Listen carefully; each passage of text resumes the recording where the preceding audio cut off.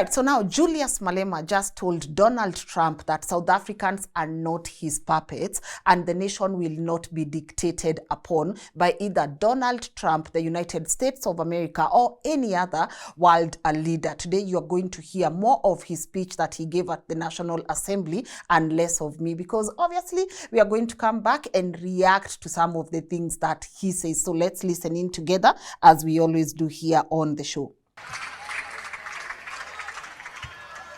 Deputy Speaker, on the 20th of September 2001, former President of United States of America, George Bush, declared what became known as the War on Terror on Iraq and Afghanistan, stating that, I quote, "It will not end until every terrorist group of global reach has been found, stopped, and defeated." What followed was a massive disinformation campaign to justify the 2003 invasion of Iraq and Afghanistan under the pretext of locating and destroying weapons of mass destruction. Decades later, no such weapons were ever found. This invasion was about minerals and oil reserves, not weapons of mass destruction. Iraq and Afghanistan have never recovered. Cuba, Libya, Venezuela, and Chile are examples of nations that have suffered from US interventions because of their socialist policies, justified by false intelligence to advance imperialism. Cuba has endured decades of sanctions for nationalization of strategic sectors of the economy, supporting African liberation and socialism, while Libya was destroyed because Gaddafi rejected US dominance. We raise these historical facts because history must guide us in everything we do. When Donald Trump declares that, I open quote, bad things are happening in South Africa without evidence, we must not assume that the USA is misinformed. Instead, we must question the real intention behind such statement. After Trump's remarks, the US froze foreign aid globally under the pretext of assessing alignment with the policy outlook. For South Africa, this meant PEPFAR funding of HIV/AIDS response was under threat. On 26 February 2025, the freeze became permanent, terminating funding indefinitely. The US aggression towards South Africa is nothing more than Israel's revenge for our moral stance in support of Palestine. Meanwhile, some of us have been labeled international criminals, a designation used before the West assassinates those who opposed its agenda. Before invading the nations, the US always fabricates human rights violation to justify intervention. Today, same tactics are being used against South Africa. The growing calls by right-wing groups for foreign funding to establish independent states and to be armed by foreign interests must be recognized as part of a broader plan. This is the early stage of economic isolation, leading ultimately to military intervention. Next, AGOA will be terminated, escalating tensions between USA and South Africa. Our government must dismiss opportunistic African and racist groups exploiting US imperialism to fund their racist fantasies of an independent state. That will never happen. We will expropriate land without compensation, whether they like it or not. If they object, they can seek refuge in America. Deputy Speaker, Trump and the USA are not demonstrating strength. The USA is merely displaying an advanced stage of capitalism, which is imperialism. Trump engages in transactional and manipulative relationships with the world like it is his backyard. The hostility towards South Africa does not come from fraudulent boers spreading disinformation, but from America's imperialist agenda. The USA, home of the world's most sophisticated intelligence agencies, agencies that fabricate evidence to justify the invasion of Afghanistan and Iraq, and orchestrated the assassination of Muammar Gaddafi, Patrice Lumumba, Martin Luther King Jr., and Malcolm X, cannot now claim to be victims of disinformation from a minor racist group based in Orania. The USA has openly embraced the golden age of imperialism, extending its power through threats and the prevention and termination of foreign aid. In response, Our government foolishly seeks to explain our policies to a maniacal president as if the USA were a victim of misinformation. The USA knows exactly what it's doing and why it is doing it. At a Goldman Sachs event of the 27th of February 2025, South Africa President Mr. Cyril Ramaphosa stated, I quote, Trump got the wrong end of the stick of the country's land policies. I completely reject this notion. The USA, home of Elon Musk's platform, X platform, Jeff Bezos, Amazon, Facebook, Google, Tesla, Starlink, and Silicon Valley, the global hub of data collection, cannot claim to be misinformed. They are the greatest perpetrators of disinformation. The USA is the greatest perpetrator of disinformation. It is now using its own falsehood as justification to attack South Africa. This government refused to acknowledge the real issues. We are being punished for supporting Palestine against apartheid Israel, nothing else. The USA does not believe there is a white genocide or land grabs in South Africa. These lies are useful tools to justify economic aggression and seek to weaken our moral authority to condemn Israel's genocide. Foreign aid has always been a tool for Western imperialism and control. It must end with South Africa. We must expand our trade and strengthen relationship with China, India, Russia, Brazil, and Singapore, while emphasizing African unity. The USA is on a full mission to extort the world into submission, and as a result will become increasingly isolated. Our sovereignty, security, and economic prosperity on rejecting the American Golden Age, a project of imperialism. The world must move forward without USA if true progress is to be achieved. We are not the puppets of the USA. We will never be bullied by Donald Trump and his friends. South Africa remains an independent state, which is not handled by the USA. The majority of South Africans love their whites. They worship them everywhere they go. Why will they kill them? They always seek white validation and affirmation of whiteness. It is a black talent. It is a black talent. It is not a black talent until white people say so. If it is a black skill or innovation, it is not until white say so. If it is black quality product, it will have to pass many hands before they endorse this product. Any political party without white endorsement will never receive any electoral support and financial support until white establishment says so. Like the Cuban people will never give up on our freedom against American imperialism. We must unashamedly continue to stand with Palestine and Russia. We are product of international solidarity. We are Palestinians and they are Africans. We will die shoulder by shoulder with Palestinian people. We will be buried next to their graves because no amount of American bullying and financial dictatorship will separate us. Not even death will succeed. From the river to the sea, Palestine shall be free. We are not product of land theft or genocide. We are not grabbing any land, but claiming what rightfully belongs to us. We are not engaged in what genocide. Instead, we are coexisting with our white murderers. Whatever it takes, this land shall be expropriated and will be returned to its rightful owners. Victory is certain. Hasta la victoria siempre.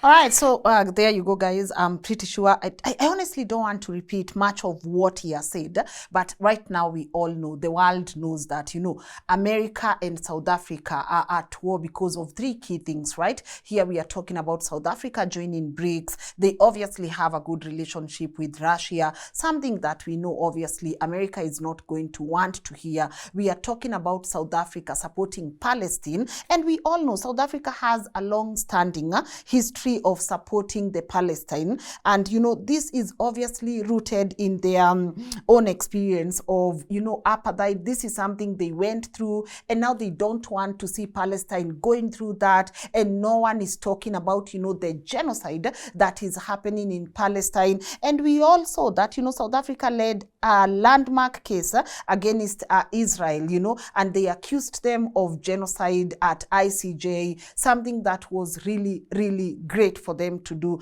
And we all know that, you know, Israel is a friend of America, and America does not want to see, you know, South Africa fighting for Palestine, right? And we also know that obviously the last there is a law now, the land expropriation law that was passed on, and this is obviously something that Trump did not take lightly too. And we saw him, you know, saying that, you know, the Afrikaners, we will give you guys asylum, we will do this and that. And I know you also watched a couple of documentaries that have been done on that whole no black man land in South Africa. I think it's called Orania, and that is what he just referenced in the video. And he's saying South Africa, the things that you are talking about that are happening in South Africa are not happening in South Africa.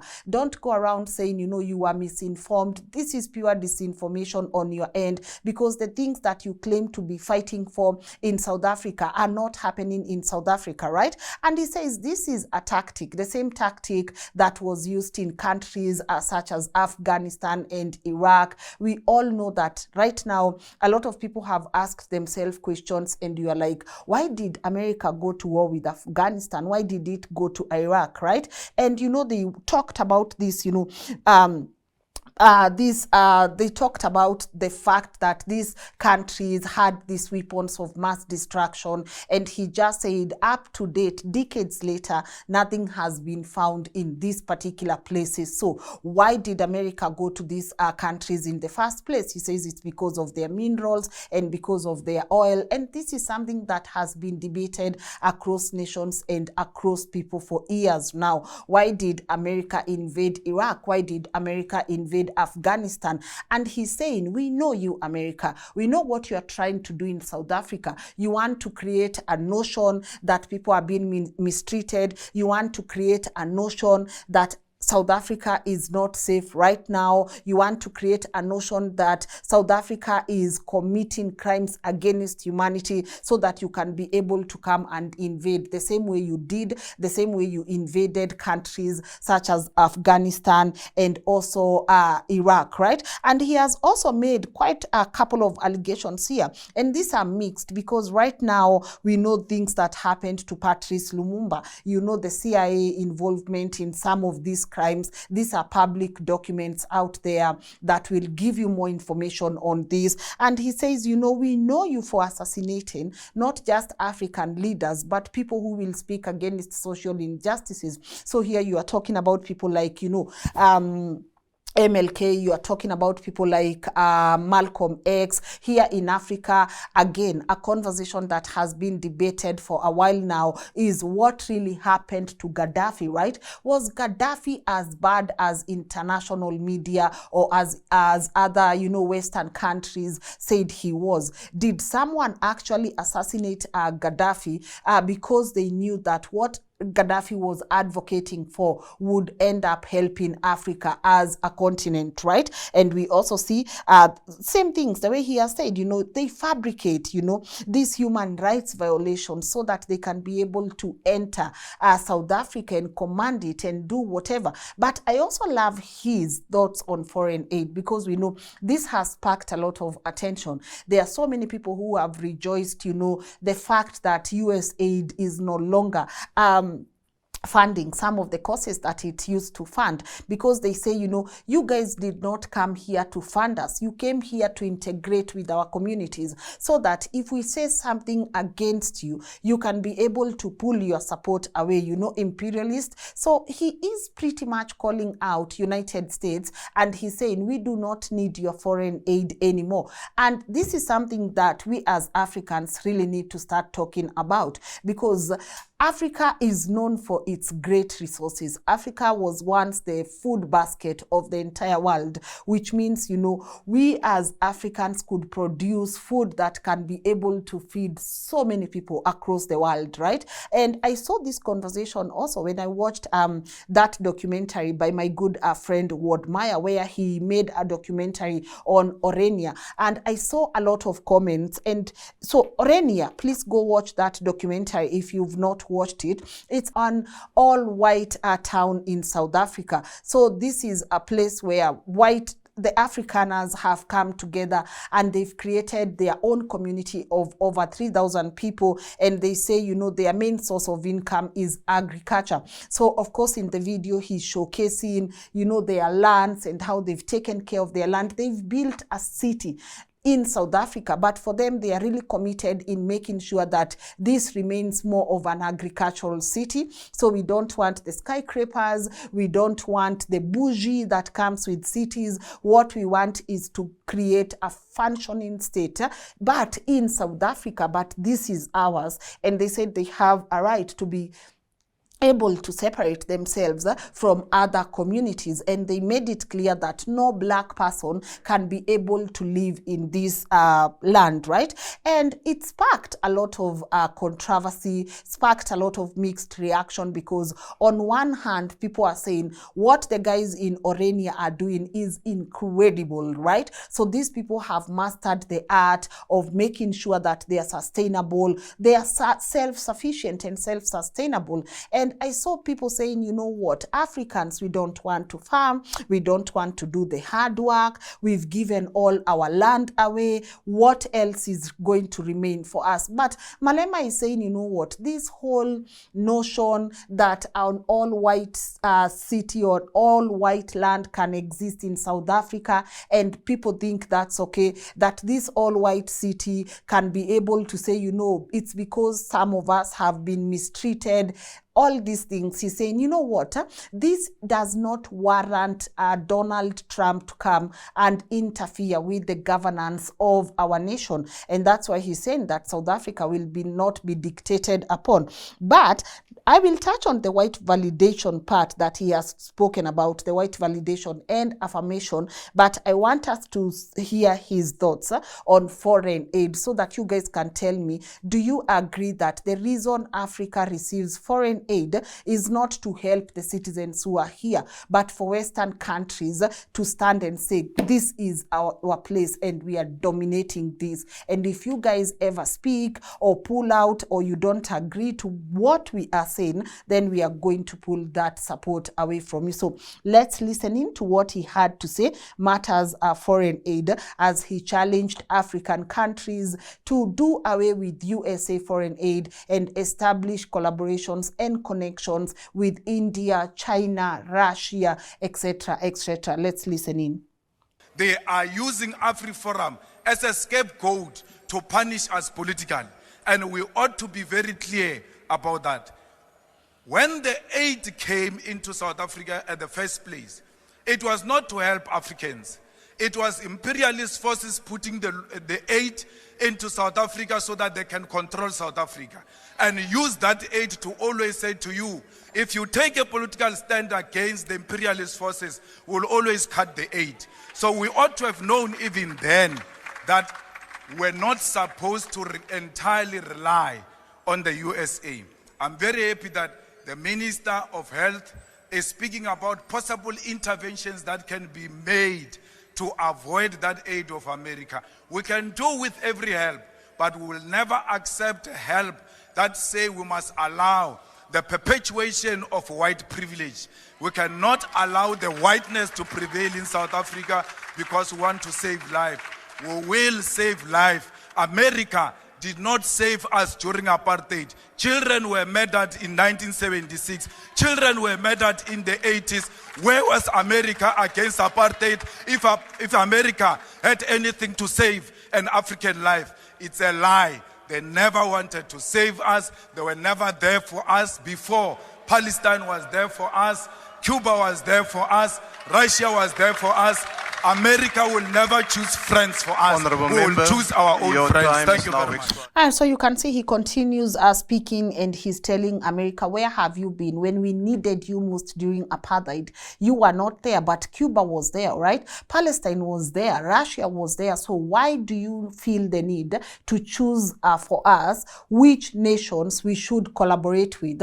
And as I said, he speaks about foreign aid aid, and he's saying we should make sure that we don't rely on this foreign aid because it comes with condition. We are giving you foreign aid, and these are some of the conditions that you must meet. These are some of the causes that you must support. These are some of the collaborations that you must endure. And he's like, foreign aid must not come with conditions, right? So I really want to know your views when it comes to this foreign aid. I know it's been a debate for a while since US withdrew most of its USAID funding in Africa, but I really want to know your views on this. What does that make us, you know? What does that say about us, even as African countries? Because one of the reasons why I'm reacting to what Malema said is these are issues that spread across other African countries. So this is not just a South African scenario. This will happen in other countries where if the master says do this and you don't do it, then there are repercussions, right? We know Malema was previously called an international war criminal by Elon Musk. And he's like, okay, some of us are that exactly, but this is our nation and this is what we think should be done in our own nation. Do you think the way America is treating South Africa right now is fair? What power does America have to be able to treat South Africa the way it's treating South Africa? Do you think this whole, you know, land expropriation law, it was a trigger to South Africa, to Donald Trump or America? And what do you think America's intentions are when it comes to this nation? But you know, he also made a valid point there. It's not an African product unless it receives white validation. It's not an African talent unless it receives white validation. And this is a question I'm going to ask to our people in South Africa, because I know you guys tune into the channel. Do you feel for you guys to exist in your best version that you require white validation or affirmation? I know obviously Malema said that sarcastically, but obviously it applies to some instances where I know what he meant is this is not an African brand unless it receives white affirmation or validation, because unless it does so, the rest of the world will not acknowledge that this is a great product, right? So I would love to hear your views on that. I would love to hear your views on the whole relationship, you know, between South Africa and Palestine. I would love to hear your thoughts on Israel and what it has done in Gaza. I'm really interested in all of these views, and I would really love to hear your thoughts on, do you, you know, are you in agreement with some of the remarks that Malema just made in the National Assembly? You can be able to catch that whole video. It's a 4-hour video. Obviously, the Parliament of the Republic of South Africa, they have recorded all these proceedings, and there are other people who spoke firmly against foreign aid from the US and the conditions that it comes with. So if you want to catch that whole, you know, proceeding, you can be able to do that from their official YouTube channel. But that's it for me. Let me know what you think, especially on Malema's terms that South Africa is not a puppet of the United States of America. And what are your thoughts on Orania? Should we just come to terms with we are different communities and we have the right to exist as we wish, right? Do you think what is happening in Orania is right? And do you think it exposed, you know, it exposed Africans to quote unquote, you know, what I saw on some of the comments, you know, laziness, Africans don't want to farm, white people are here, they are utilizing the land. Do you think that is a justification to why Orania should exist as a standalone city? That's it from me today. I honestly just wanted to react to that. And as I said, more of Malema and less of me. So let me know your views on the comment section. And I will see you on this platform, hopefully tomorrow, 10 a.m. or 7. at 7 p.m. And as you do so, let me know what are some of the other conversations that we should be able to react on here on the platform. We are trying to create a space where we can have African conversations, where we can have conversations that are going to impact us as a people, where we can have conversations on some of the hard truths that we might not want to face as a people. So let me know what are some of the other topics you are interested in hearing, or just, what are some of the conversations you would love to hear here on the platform. My name is Lynn Ngugi. See you soon.